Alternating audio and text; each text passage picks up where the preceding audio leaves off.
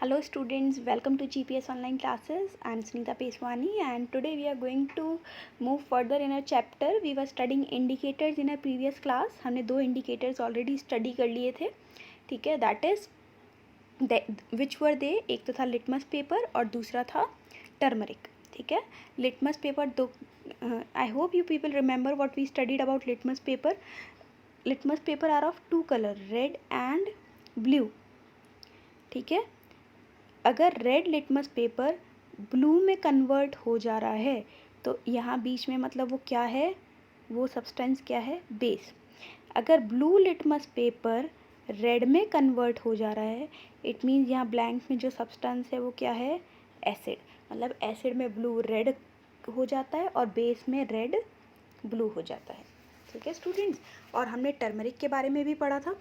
Turmeric acidic medium के अंदर तो जो टर्मरिक होती है, एसिडिक मीडियम में तो टर्मरिक कैसी रहती है, येलो ही रहती है. एसिडिक मीडियम के अंदर एसिडिक में येलो रहती है, जबकि बेसिक मीडियम में ये हो जाती है रेडिश ब्राउन कलर की हो जाती है टर्मरिक, ठीक है.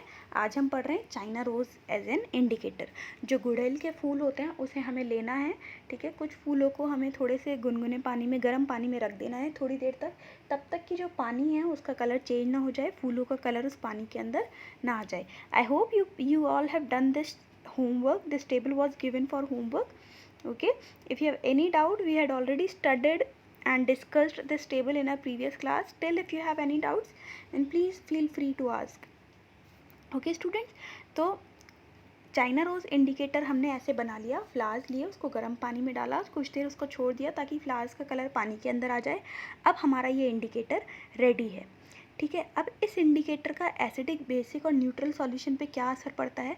जो चाइना रोज़ इंडिकेटर होता है एसिडिक सॉल्यूशन के अंदर तो ये डार्क पिंक कलर देता है, मजेंटा जिसे कहते हैं हम, डार्क पिंक. जबकि बेसिक सॉल्यूशन के अंदर इसका कलर ग्रीन हो जाता है, ठीक है. कैसा हो जाता है, ग्रीन.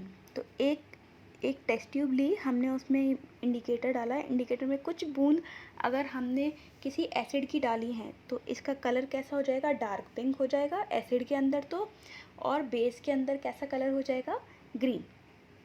ओके स्टूडेंट्स, अब हम ये पढ़ रहे हैं इसकी एक एक्टिविटी, ठीक है. तो हम अलग अलग चीज़ें ले सकते हैं, अलग अलग एसिड बेस ले सकते हैं, hydrochloric acid, sulphuric acid, nitric acid, ठीक है. और बेसिक चीज़ें ले सकते हैं, जैसे अपने पास एसिड्स ऐसे अवेलेबल नहीं है तो आप लेमन जूस ले सकते हो, घर में विनेगर होता है वो ले सकते हो, सोडा वाटर ले सकते हो, अपने घर में बेकिंग सोडा है उसका सॉल्यूशन बना के हम यूज़ कर सकते हैं, सोप सॉल्यूशन यूज़ कर सकते हैं. तो कुछ अगर आसपास गुड़हल का पेड़ है, if you have a plant of गुड़हल China rose near by you, तो हम इस एक्सपेरिमेंट को घर पे भी कर सकते हैं. Okay students, so now we are studying about acid rain, ठीक है. एसिड रेन हम सब ने सुनी है और इसके बारे में हमने पहले भी पढ़ा है, एसिड रेन के बारे में, ठीक है. तो एसिड रेन है क्या चीज़, हमने पहले भी पढ़ा है.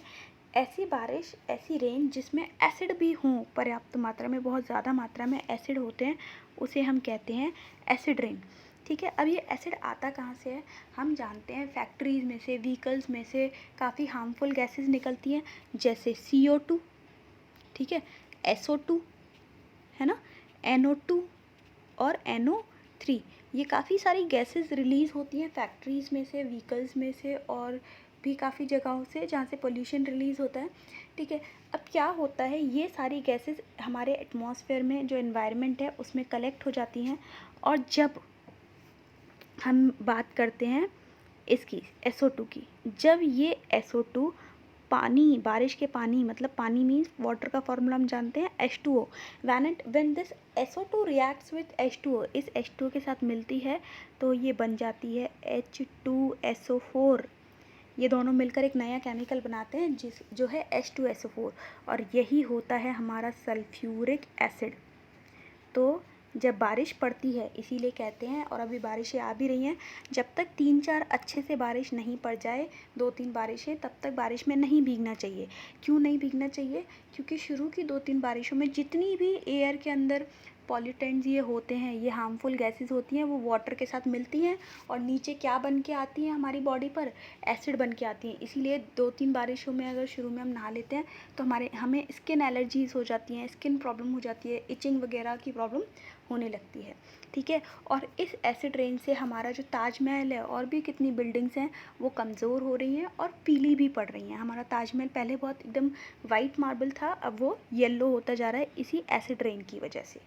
ठीक है स्टूडेंट्स, और हम जो भी एक्सपेरिमेंट करें एसिड और बेस वाला, ये क्योंकि केमिकल से रिलेटेड है तो एकदम सावधानी से करना है, under the supervision of your parents. ठीक है, अकेले नहीं करना। So moving to a next topic that is neutralisation. ठीक है, हम हमारा नेक्स्ट टॉपिक स्टार्ट कर रहे हैं जो कि है न्यूट्रलाइजेशन। ओके स्टूडेंट्स, न्यूट्रलाइजेशन की बात करें तो क्या होता है, हम एक एक्टिविटी कर रहे हैं, हमने उस एक्टिविटी में हमने एक टेस्ट ट्यूब ली, उसके अंदर हमने एक एसिड डाला। ठीक है, एसिड डाल के हम एक नया इंडिकेटर यूज़ कर रहे हैं। ये इंडिकेटर नेचर में नहीं पाया जाता लेकिन लेबोरेटरी के अंदर पाया जाता है, इसका नाम है फिनोल्फ्थैलीन।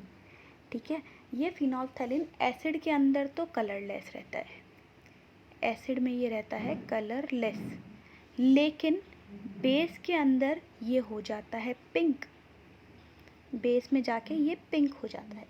ठीक है, तो एसिड के अंदर डाला हमने, एसिड लिया, मानिए थोड़ा कुछ सल्फ्यूरिक एसिड हमने एक बॉटल में ले लिया। ठीक है, हम टेस्ट ट्यूब में लिया, उसमें हमने इंडिकेटर डाला। ठीक है, अब इंडिकेटर डालने के बाद ये क्या हो गया, कलरलेस। अब हमने इसमें थोड़ा थोड़ा हमने सोडियम हाइड्रोक्साइड डालना स्टार्ट कर दिया, मतलब बेस डालना स्टार्ट कर दिया। थोड़ा थोड़ा करके हम बेस इसमें डालते जाएंगे और ड्रॉपर की हेल्प से, और फिर इसको स्टर मीन्स हिलाते भी जाएंगे। ठीक है, थोड़ी देर बाद क्या होगा, थोड़ा थोड़ा तब तक हम डालेंगे तब तक कि जो हमारा सॉल्यूशन है वो पिंक कलर का नहीं हो जाता। ठीक है, दिख रहा है इधर पिंक कलर का नहीं हो जाता, तब तक हम हमारा जो सोडियम हाइड्रोक्साइड है मीन बेस है इसमें डालते जाएंगे। ये पिंक हो गया, मतलब हमारी जो ये बॉटल थी, टेस्ट ट्यूब है, इसके अंदर बेस की क्वांटिटी ज़्यादा हो गई, सॉल्यूशन बेसिक हो गया, इसीलिए फिनोल्फ्थैलीन ने कैसा कलर दे दिया, पिंक। ठीक है, अब फिर ये प्रोसेस हम कंटिन्यू करेंगे। ठीक है, धीरे धीरे फिर वो कलरलेस हो जाएगा, मीन्स फिर एसिडिक होगा, फिर वो बेसिक होगा। तो इससे हमने क्या कंक्लूजन निकाला है कि ये कंक्लूजन निकाला कि जब एक एसिड सॉल्यूशन को एक बेसिक सॉल्यूशन के साथ मिलाया जाता है तो वो दोनों एक दूसरे को न्यूट्रलाइज कर देते हैं, मतलब ना वो एसिडिक रहते हैं ना ही वो बेसिक रहते हैं। ठीक है, जब इक्वल अमाउंट में, पर्याप्त मात्रा में, दोनों को लगभग बराबर एसिड और बराबर ही बेस, अगर इन दोनों को मिलाया जाता है, दोनों को सुइटेबल अमाउंट्स में जितना रिक्वायर्ड है, तो ये दोनों एक दूसरे को, जो इनकी केमिकल नेचर है ना कि एसिड एसिडिक है और बेस बेसिक है, ये दोनों एक दूसरे के केमिकल नेचर को न्यूट्रल कर देते हैं, मतलब बैलेंस कर देते हैं एक तरीके से। ठीक है, अब जो चीज़ बनेगी, दोनों का जो मिक्सचर है वो ना तो एसिडिक है ना ही बेसिक है। ठीक है, और इस सॉल्यूशन के रिजल्ट में जो बनते हैं सब्सटेंसेस वो न्यूट्रल होते हैं, नीदर एसिडिक नॉर बेसिक। ठीक है, और इस प्रोसेस को ही हम कहते हैं न्यूट्रलाइजेशन रिएक्शन। ठीक है, एसिड और बेस की रिएक्शन, ठीक है, जिससे दोनों ही एक दूसरे के इफेक्ट को न्यूट्रल कर देते हैं, ख़त्म कर देते हैं, इस रिएक्शन को हम न्यूट्रलाइजेशन रिएक्शन कहते हैं। एसिड और बेस रिएक्ट करते हैं। अच्छा, ये एक चीज़ और, अगर हमारी टेस्ट ट्यूब को हाथ लगा के देखेंगे तो वो हल्की सी गर्म हो चुकी होगी, क्योंकि न्यूट्रलाइजेशन रिएक्शन जब एसिड और बेस मिलते हैं तो उसमें से हीट, इस रिएक्शन में हीट भी निकलती है, हीट रिलीज़ होती है। ठीक है, और एक नया सब्सटेंस बनता है जो कि न्यूट्रल होता है, ना एसिडिक ना बेसिक, और वो होता है हमारा सॉल्ट। ठीक है, और इसके साथ साथ वाटर भी बनता है इस प्रोसेस में। न्यूट्रलाइजेशन प्रोसेस में क्या बनता है, सॉल्ट एंड वाटर प्रोड्यूस होते हैं, और हीट भी इवॉल्व होती है, मीन्स हीट भी रिलीज होती है। तो एक लाइन में अगर हमें रिप्रेजेंट करनी हो न्यूट्रलाइजेशन रिएक्शन तो ये रही, एसिड प्लस बेस, जो चीज़ें मिला रहे हैं वो लेफ़्ट साइड लिखी जाती हैं, जो बनती हैं वो राइट साइड लिखी जाती है केमिकल रिएक्शन में, और बीच में लगाया जाता है एक एरो। ठीक है, तो ये एरो इधर दिख रहा है हमें। ओके स्टूडेंट्स, तो एसिड और बेस ने रिएक्ट करा और बना क्या, सॉल्ट प्लस वाटर, और नीचे ब्रैकेट में हमने लिखा हुआ हीट इज इवॉल्व्ड, इसमें हीट भी निकलती है। अब इसको एक एग्जांपल से समझे, हमने एक एसिड ले लिया, हाइड्रोक्लोरिक एसिड, उसमें बेस मिलाया सोडियम हाइड्रोक्साइड NaOH, तो बना क्या, देखिए इसका H और इसका OH, इन दोनों ने मिलके बना लिया H2O। ठीक है, क्या किया हमने लिया NaOH plus HCl, hydrochloric acid, और सोडियम हाइड्रोक्साइड हमने लिया। ठीक है, तो बनेगा क्या, देखिए ये H और OH ये मिलके तो बन गए वाटर, हमारा H2O। ठीक है, और अब बचा क्या, Na और Cl, तो ये बन गया NaCl। हम जो नमक खाते हैं टेबल सॉल्ट, ये NaCl ही होता है। ओके स्टूडेंट्स, तो ये जो NaCl बना, ये कैसा है नेचर में, इसका chemical nature, this is neutral. Okay, तो ये है हमारा एक एग्जाम्पल न्यूट्रलाइजेशन रिएक्शन का, जिसमें हमने सोडियम हाइड्रोक्साइड, बेस के नाम में पीछे हमेशा जनरली हाइड्रोक्साइड ही आता है, और ये है हाइड्रोक्लोरिक एसिड, तो नाम से ही क्लियर है, इट इज़ एन एसिड। ठीक है स्टूडेंट्स, आगे हम कल पढ़ेंगे। Let's move to our question answers. So our next question is question number 5. Describe the process of neutralization with the help of an example. अभी हमने पढ़ी है, the reaction between an acid and base is known as neutralization. Acid और base के बीच में जो reaction होती है उसे ही हम क्या कहते हैं, न्यूट्रलाइजेशन। और इस रिएक्शन में बनता क्या है, सॉल्ट बनता है, वाटर बनता है, और हीट भी इवॉल्व होती है। तो हमने डिस्क्राइब कर दिया न्यूट्रलाइजेशन रिएक्शन ये होती है, इसको एक लाइन में भी रिप्रेजेंट कर दिया, acid plus base is when acid and base react they form salt and water and heat is also evolved. heat निकलती है, मतलब गर्म हो जाते हैं, उन दोनों का सॉल्यूशन जो है मिक्सचर वो थोड़ा गर्म हो जाएगा। सो एग्जाम्पल भी पूछा है क्वेश्चन में, तो एग्जाम्पल अभी जो हमने स्टडी किया वही हम लिख देंगे, HCl प्लस NaOH क्या बनेगा, NaCl plus H2O। Okay student, so moving to a next question, that is true false. First, nitric acid turns red litmus blue. अगर रेड लिटमस ब्लू हो रहा है तो ब्लैंक में क्या आना चाहिए, बेस, लेकिन यहाँ क्या दे रखा है, निट्रिक एसिड, तो ये क्या हो गया, फॉल्स। ये स्टेटमेंट हो गया फॉल्स। एसिड थोड़ी ना रेड को ब्लू करता है, हम इस क्वेश्चन को ऐसे भी कर सकते हैं, एसिड तो इधर क्या आएगा, हमने एक स्पेलिंग लर्न करी थी बार, एसिड क्या करता है, ब्लू को रेड करता है, यहाँ तो रेड को ब्लू दे दिया, so this statement is completely false. Next, sodium hydroxide turns red litmus blue. Hydroxide means मैंने बताया था, हाइड्रोक्साइड मीन्स होता है बेस, नाम में हाइड्रोक्साइड आ गया मतलब वो बेस है। अब ब्लू चेंज हो रहा है रेड में, और इन्होंने कहा है कि वो बेस है, क्या ब्लू रेड में चेंज हो तो वो बेस होता है, नो। यहाँ ब्लैंक के अंदर क्या आना चाहिए था, एसिड बार वाली स्पेलिंग हमने पढ़ी है, और एक हमने पढ़ी है RBB। ठीक है, अगर रेड ब्लू में कन्वर्ट हो रहा है, चेंज हो रहा है, तो वो बेस है, लेकिन अगर उल्टा हो रहा है, ब्लू रेड में हो रहा है, तो वो एसिड है। जबकि यहाँ इन्होंने क्या कह दिया कि ब्लू टू रेड हो रहा है, ठीक है, जो चेंज हो रहा है वो ब्लू टू रेड है, लेकिन नाम बीच में क्या दे दिया उन्होंने, बेस, तो ब्लू टू रेड बेस नहीं होता, so this statement is again false. Next, sodium hydroxide and hydrochloric acid. Sodium hydroxide अभी हमने पढ़ा था, NaOH, और हाइड्रोक्लोरिक एसिड इज HCl। ये दोनों एक दूसरे के इफेक्ट को न्यूट्रलाइज करके सॉल्ट बनाएंगे, और NaCl सॉल्ट और वाटर बनाएंगे, दैट इज H2O। तो ऐसा होता है। ठीक है, अभी हमने ये रिएक्शन पढ़ी है, एसिड और बेस रिएक्ट करके सॉल्ट और वाटर फॉर्म करते हैं। ये हाइड्रोक्साइड मीन बेस है, और इसमें एसिड आ रहा है, एसिड और बेस रिएक्ट करते हैं, तो न्यूट्रलाइजेशन रिएक्शन होती है, और क्या बनाते हैं, salt and water. So this statement is true. Indicator is a substance which shows different colour in acidic and basic solutions. सही है, इंडिकेटर वो पदार्थ है जो एसिडिक और बेसिक सॉल्यूशन में डिफरेंट कलर दिखाता है। यस, जैसे blue litmus paper, turmeric, China rose, phenolphthalein, acidic में कलरलेस और बेसिक में पिंक। ठीक है, moving to a next true statement, that is tooth decay is caused by the presence of a base.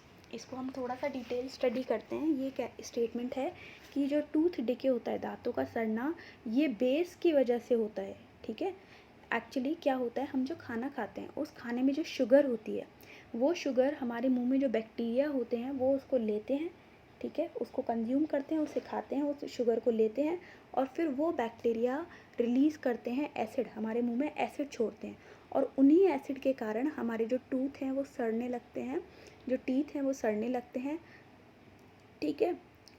तो हमने क्या कंक्लूजन निकाला इससे कि जो टूथ डिके होता है वो बेस की नहीं बल्कि एसिड की प्रेजेंस की वजह से होता है।